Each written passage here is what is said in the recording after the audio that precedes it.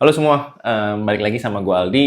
Nah, di kali ini gue mau sharing seputar dari pengalaman gue pribadi terkait dengan karyawan. Jadi buat teman-teman semua, ya kembali lagi ke konten di mana gue sharing dari pengalaman pribadi. Semoga ini bisa jadi manfaat buat teman-teman semua. Kali ini yang mau gue sharingin tadi seputar karyawan adalah gimana sih cara lu memanage karyawan yang awalnya 10 orang jadi 30 orang. Perlu diketahui ya, kalau misalkan manage 10 orang sama manage 30 orang, ini jelas ada perbedaannya. Di sini gue simpulin atau gue rangkum semua pengalaman gue kurang lebih dalam 5-6 tahun ngejalanin perusahaan dan apa sih perbedaannya. Nggak banyak, mungkin gue rangkum jadi 3 poin. Nah, yang pertama yang mau gue bahas adalah perbedaan antara 10 sama 30 orang. Jelas dimana kalau 10 sama 30 orang ini secara kuantiti orangnya itu jelas berbeda. Artinya kalau 10 di sini ada 10 kepala dan 30 ada 30 kepala. Otomatis pemikiran 10 orang sama pemikiran 30 orang ini jelas pasti akan berbeda banget. Yang pertama yang mau gue bahas itu adalah aturan. Nah, dimana kalau misalkan untuk mengatur 10 orang dan mengatur 30 orang, ini jelas ada perbedaan.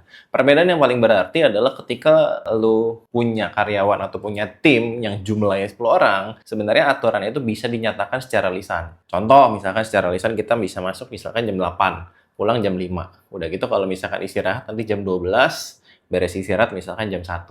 Nah, jadi semua itu serba lisan. Nanti kalau misalkan pulang jam 5, nah pulang tuh harus ada absennya. Atau misalkan pulang itu harus misalkan izin, atau misalkan kalau misalkan dia sakit, dia harus misalkan menyatakan sama atasannya di jam berapa dan minimal bla bla bla gitu. Nah, kalau misalkan kasarnya aturan dengan 10 orang ini, lisan itu masih sangat bisa gitu. Dan aturannya pun tidak perlu terlalu kompleks. Artinya jam masuk, jam pulang, jam istirahat, jam setelah istirahat, dan di sini jam kerjanya berapa gitu. Sedangkan kalau misalkan untuk 30 orang, di mana aturan itu wajib banget sama yang namanya tertulis. Karena apa? Karena orangnya banyak. Otomatis kalau orangnya banyak pasti timbul pertanyaan dan pemikirannya juga pasti banyak. Dan otomatis ketika kita mau ngecekin karyawan kita udah masuk atau belum, udah pulang atau belum, udah istirahat atau udah beres istirahat atau belum, ini akan kerepotan. Karena jumlah mata kita pun terbatas atau jumlah diri kita pun juga terbatas. Nah, dengan 30 orang itu wajib secara aturannya ini tertulis. Dan aturannya pun wajib lebih kompleks. Misalkan kalau misalkan dia telat, apa punishment-nya, atau misalkan apa sanksinya gitu ya. Nah, ketika dia misalkan pulang lebih awal, apa risikonya gitu. Dan ketika misalkan dia istirahatnya lebih dari jam yang ditentukan, apakah akan ada risikonya atau enggak. Nah, jadi di sini aturan tuh jadi lebih kompleks. Terus kalau misalkan saya mau izin, itu harus ada apa? Apakah harus ada fotonya, harus ada buktinya? Nah, kalau saya mau sakit, misalkan harus ada surat dokternya. Atau kalau misalkan nggak ada surat dokter, nanti ketentuannya akan seperti apa. Nah, jadi di sini yang mau gue fokuskan ini adalah aturan antara 10 orang sama aturan sama 30 orang jelas berbeda. Aturan 10 orang ini gue maksud ini adalah untuk 10 orang ke bawah ya.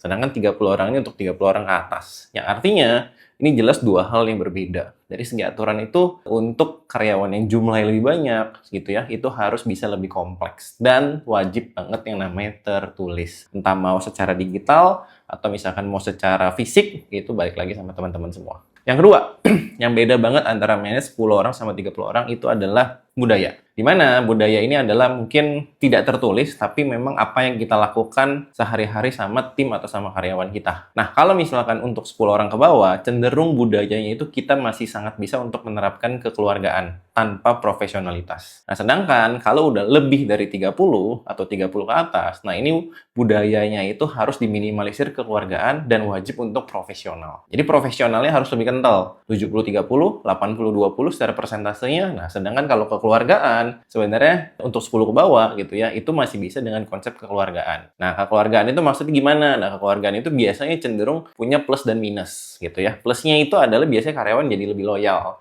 Karena akan ngerasa sama kita tuh punya kesamaan. Dan biasanya nanti sama karyawan itu atau sama tim itu cenderung bisa lebih akrab. Jadi cenderung bisa gap-nya atau boundaries-nya itu jadi hampir nggak ada. Nah, cenderung nanti tim itu akan ngerasa punya visi misi yang sama. Jadi dia bakal lebih mungkin ownership-nya akan lebih tinggi gitu ya. Loyalitasnya akan lebih tinggi kalau misalkan menerapkan budaya kekeluargaan. Jadi cenderung kalau misalkan nanti pulangnya malam, job days-nya lebih banyak dan sebagainya. So far sih budaya kekeluargaan ini nggak akan terlalu hitungan. Nah, tapi minusnya apa? Minusnya kekeluargaan ini seringkali nanti akan banyak toleransi. Otomatis kayak misalkan contoh dia sakit, contoh misalkan orang tuanya sakit, contoh misalkan keluarganya ada yang mungkin berduka, contoh misalkan ada bla bla bla gitu. Contoh misalkan dia lagi ada masalah keluarga, terus otomatis dia jadi nggak perform di pekerjaan. Nah, kita cenderung sebagai atasan pun jadi yang memberikan yang namanya toleransi, memahami gitu ya. Nah, jadi kalau masih di bawah 10 orang, gua rasa kekeluargaan ini masih bisa untuk terus berjalan. Tapi kalau udah lebih dari 30 orang, kekeluargaan ini jelas jelas akan mempersulit kita untuk grow. Karena tadi ada plus minusnya. Nah, profesionalisme itu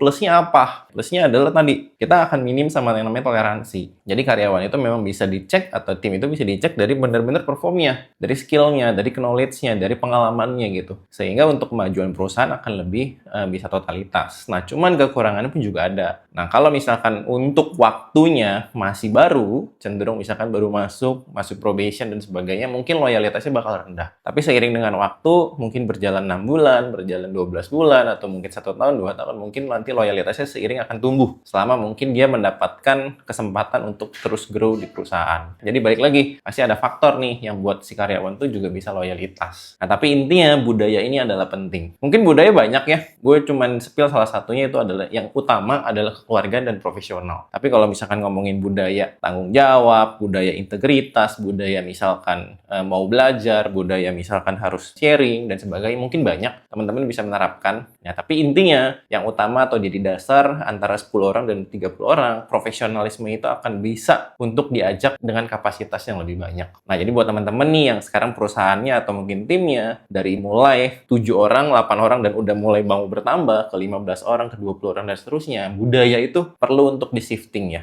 Nah, jadi kalau dari pengalaman gue gini. Dulu pas karyawannya atau timnya mungkin masih di bawah 10, itu kantor itu nyatu sama rumah. Ya, jadi otomatis orang-orang rumah gue itu kenal sama tim gue atau karyawan gue gitu. Jadi orang tua sering nyapa, sering ngobrol, sering diskusi dan sebagainya gitu ya. Bahkan cukup deep untuk ngobrol sama mereka dan cukup akrab sama mereka gitu. Nah, sedangkan ketika sekarang posisi perusahaannya udah 30 orang gitu ya, karyawan itu sudah tidak disatukan lagi sama rumah. Nah, otomatis ini profesional tuh bisa lebih ditumbuhkan. Nah, ini contohnya ya, yang mungkin gue adaptasi yang awalnya dari kekeluargaan pindah ke profesionalisme atau profesionalitas. Gitu. Nah, masuk ke poin ketiga, kalau tadi kita udah ngomongin aturan, yang kedua kita udah ngomongin tentang budaya, dan yang ketiga kita perlu ngomongin namanya sistem. Nah, jadi kalau misalkan punya 10 orang sama punya 30 orang, ini juga jelas sistemnya harus berbeda. Nah, jadi sistem itu maksudnya apa? Sistem itu maksudnya gini, yang paling gampang itu adalah jenjang karir. Kalau misalkan dulu, ketika misalkan di 10 orang, antara misalkan contoh gue atasan, terus punya tim, semuanya langsung direct sama saya atau sama gue gitu ya. Nah, itu akan masih bisa-bisa aja, masih ketampung. Karena 10 orang, berarti kan ada 9 orang yang di bawah kita gitu ya. Nah, otomatis kita bisa langsung direct sama mereka. Nah, tapi kalau 30 orang, gimana tuh? Waktu kita pasti terbatas gitu ya. Otomatis bakal banyak hal-hal yang kita juga nggak kepegang. Nah, otomatis dengan begini perlu ada yang namanya jenjang karir. Nah, otomatis mungkin nanti ada head-nya, SPV-nya, manajernya, dan sebagainya gitu. Nah, sehingga karyawan pun juga nanti atau tim pun bisa lebih mengejar untuk misalkan dia yang awalnya staff bisa naik jadi head, dari head dia bisa naik jadi SPV dan seterusnya. Jadi otomatis di situ tuh ada apa ya? Ada challenge atau tantangan untuk dia tuh bisa tumbuh ke level yang lebih tinggi. Dan yang kedua tadi, kita secara koordinasi dan delegasi tugas pun akan lebih dimudahkan. Karena kita nggak harus langsung direct sama 30 orang. Kita mungkin bisa langsung direct sama 4-5 orang. Yang dimana mungkin kepala-kepalanya aja. Nah, jadi sistemnya jelas perlu harus yang namanya ada perbedaan. Nah, yang kedua, mungkin kalau ngomongin lebih detail, nah khususnya dalam poin HR dan finance, ketika sistem di 10 orang ke bawah, mungkin payroll itu nggak terlalu dibutuhkan. Nah, tapi kalau misalkan sudah masuk ke 30 orang, payroll ini jelas mulai dibutuhkan. Nah, payroll ini untuk penggajian ya, gitu. Nah, slip gaji, gitu ya, itu juga sama, gitu ya. Nah, terus sama high risk. Nah, high risk kan mungkin juga teman-teman banyak tahu ya, di luar banyak yang beredaran aplikasi pihak ketiga, contoh yang kayak Talenta dan sebagainya. Nah, ketika karyawan lu masih di bawah 10, gitu ya, high risk-nya nggak terlalu dibutuhkan. Tapi kalau misalkan karyawan lu sudah di atas 30, nah high risk itu mulai dibutuhkan. Karena apa? Karena akan mempermudah untuk absensi dan sebagainya. Ketika ada mau izin, mau telat dan sebagainya, itu akan lebih mudah untuk di-recap. Nah, jadi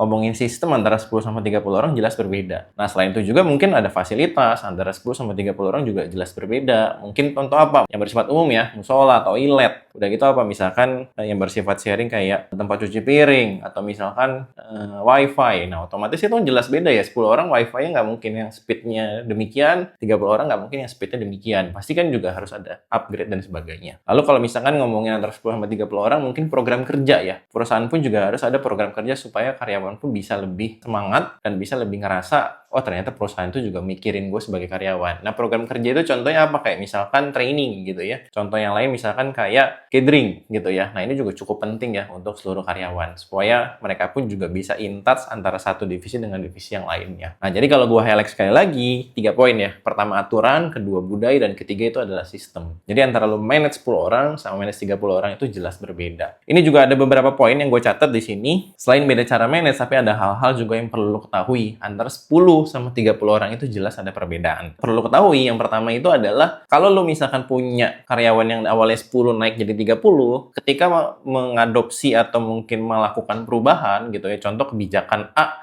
pindah ke B gitu ya. Nah, otomatis perubahannya itu otomatis akan lebih lambat untuk diadaptasi. Kenapa? Karena ibaratnya gini ya, kalau lu misalkan suka bawa mobil, mungkin minivan gitu ya, atau mungkin mobil mini gitu ya, contoh kayak misalkan banyak yang beredar di pasaran, contoh kayak Brio misalkan gitu. Nah, lu mau belok itu mudah gitu ya, kalau mau letter U gitu ya. Nah, tapi kalau misalkan lu bawa 30 orang, ini ibaratkan kayak lu bawa bus gitu. Nah, kalau bawa bus ini kan nyari ancang-ancangnya itu lebih jauh ya, dan beloknya itu kan juga lebih panjang. Nah, jadi otomatis sama. Ketika kita misalkan mau mengadopsi perubahan gitu ya, untuk 10 dan 30 orang ini, 30 orang itu bakal lebih berat. Karena apa? Karena mungkin nanti akan ada banyak pikiran, banyak mulut, otomatis juga banyak pendapat yang akan beredar. Nah, ini nyambung ke poin kedua yang perlu lo ketahui gitu ya. Kayak yang gue bilang, lebih banyak mulut, akan lebih banyak pendapat. Jadi ketika lo mengadopsi kebijakan A yang menurut lo bagus, nah ada yang ngerasa dampak positifnya, nah tapi juga mungkin akan ada yang ngomongin, ngerasain dampak negatifnya gitu. Nah, di sini kan lo sebagai pemimpin perusahaan juga jadinya bingung ya. Ini jadi keputusan yang memang harus gue tetap lanjutkan atau gue rubah lagi gitu. Kalau misalkan pengalaman dari gue gitu ya, ya intinya suara mayoritas adalah suara yang memang bisa menjadikan keputusan itu tetap atau mungkin perlu dikaji ulang. Nah, jadi intinya ketika kita misalkan mengadapsi perubahan bakal lebih berat, bakal lebih lambat, dan biasanya nanti juga akan ada banyak feedback. Kita sebagai pemimpin perusahaan atau sebagai decision maker-nya, yaitu kita juga perlu untuk menentukan dengan suara mayoritas. Plus, ya mungkin kita juga perlu memfilter ya, mana yang perlu kita kaji ulang dan mana yang memang masuk kuping kiri dan keluar kuping kanan. Nah, terus tadi yang mungkin gue highlight di sebelumnya adalah delegasi. Nah, jadi kalau misalkan lu semua direct gitu ya, ini bakal capek. Otomatis perlu ada jenjang karir dan perlu ada yang namanya delegasi. Jadi ini perlu lo ketahui kalau misalkan ketika karyawannya udah 30,